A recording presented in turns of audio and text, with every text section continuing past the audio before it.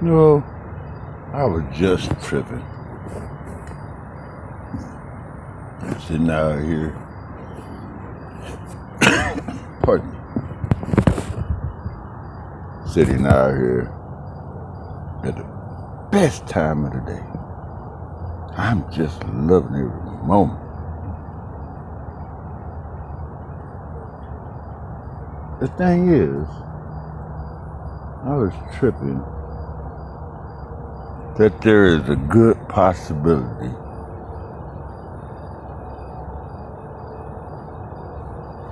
I'll say one thing. It's not Katrina.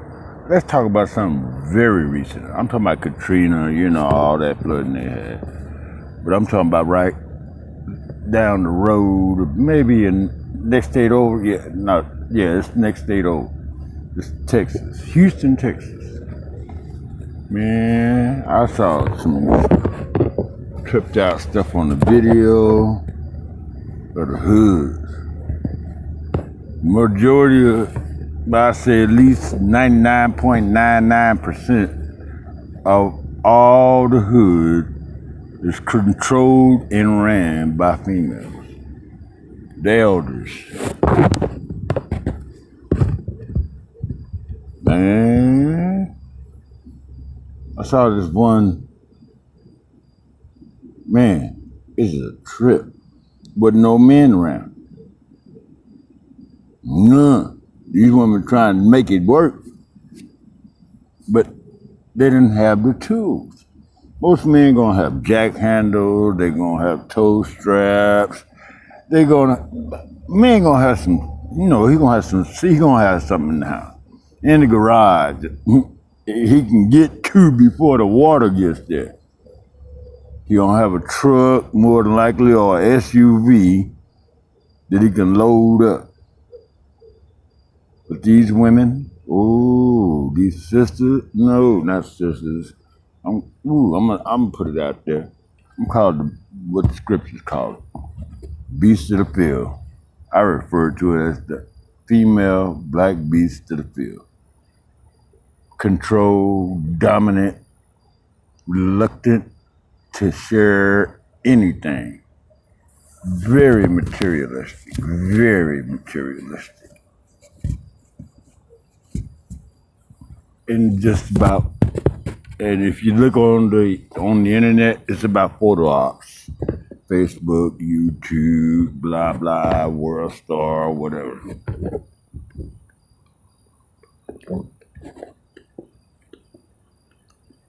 And the thing that I've noticed, that women, these type of women, will never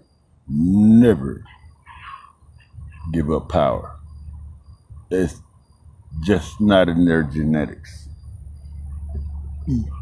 My personal opinion, their genetics are fried. That is why I believe they produce these demon seeds. Say, for instance, this is not about slurring, besmirching, or attacking. These are just things that I know to be true.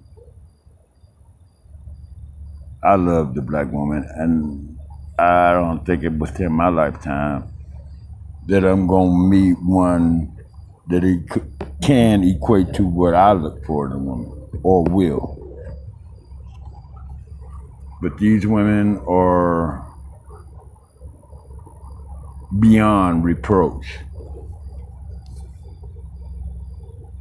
Or perhaps I said that in the positive sense, but they have so much reproach about them that would put off the average men, the average so-called black men. It's just nastiness. They have this demon seed hair weaving, and it possesses them. That's one way. They have slept with a multitude of men, the seed which will endure within their flesh until the end. It will become something more along the lines of a parasite. A parasite is something that coexists within the flesh.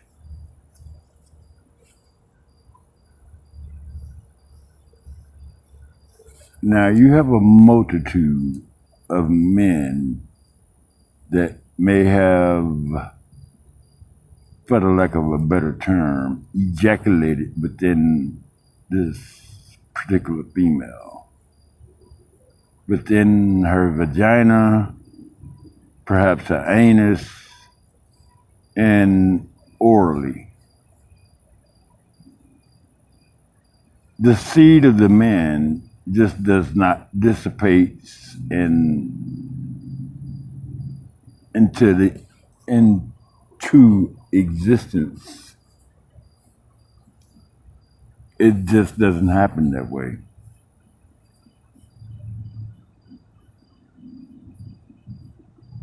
The seed buries itself within the walls of the vagina, which distributes itself throughout the rest of the flesh until it reaches the brain. It's a parasite which is used inappropriately. It will destroy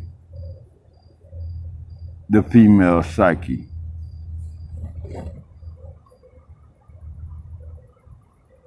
It was based on a study.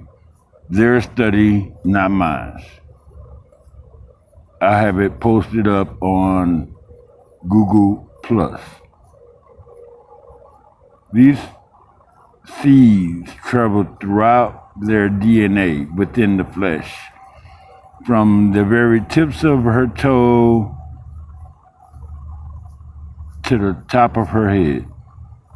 It just totally immerses itself within the female flesh, DNA.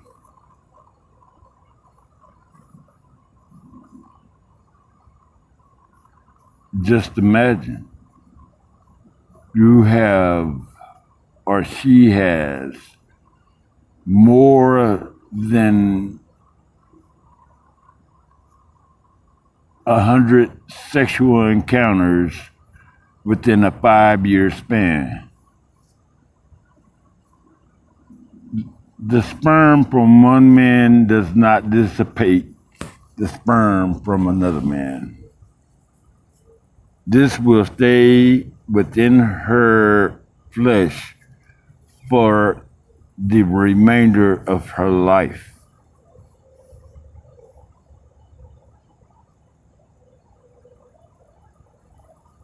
The most shocking effect is what it does to her mentality, her brain. The majority of the sperm that's within her DNA that does not alter it and that actually makes it to her brain has that. It can be an adverse or a positive reaction. Positive reaction meaning that she's only with one man. Adverse reaction would be that she slept with a multitude of men. This is not my story. This is something I did homework on